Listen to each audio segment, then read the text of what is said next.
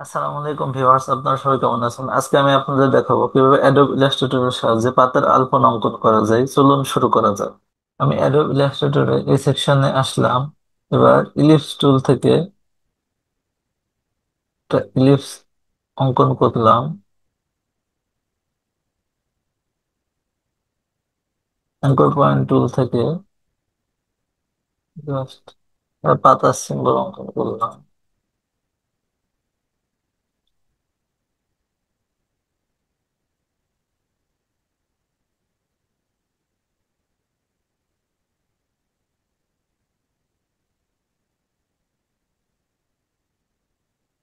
Object থেকে transform, transform থেকে reflect, reflect থেকে vertical preview copy.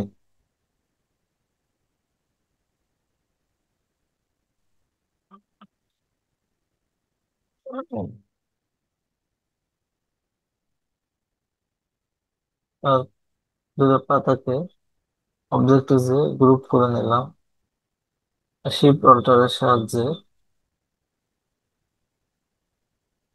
Control deselect. আর এখান থেকে এই টোটালটাকে একটা অবজেক্টিভে গ্রুপ করে নিলাম। লাইন টুল,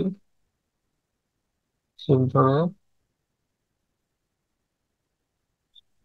লাইন টুল রাখলাম, এখানে স্ট্রোক বাড়াই দিলাম, এইট রাখলাম, ইউনিফর্ম থেকে করলাম, জাস্ট এটাকে সিলেকশন করে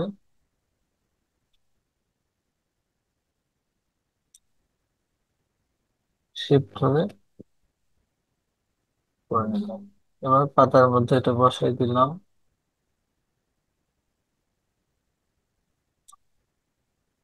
জাস্ট এভাবে টেনে উপরের দিকে দিলাম। আর এই পাতার নিচের পাতটা একটু বর্ধিত করে দিলাম। এবার এটাকে জাস্ট সিলেক্ট করে অবজেক্ট থেকে envelope desktop, make with wrap, vertical,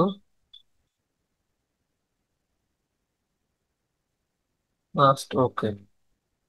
অবজেক্টে যে এক্সপান্ড, ওকে। এবার এটাকে দিকে নিয়ে আসলাম। এখন একটা পাতা হয়ে গেছে। এখন এই পাতাটাকে সিলেক্ট করে অবজেক্টে যে transform, reflect, vertical, copy, just এটাকে করে দেখেছেন পাতার আলপনা হয়ে গেছে। এভাবে পাতার আলপনা অঙ্কন করা যায়। তো সবাই ভালো থাকবেন। আল্লাহ হাফেজ।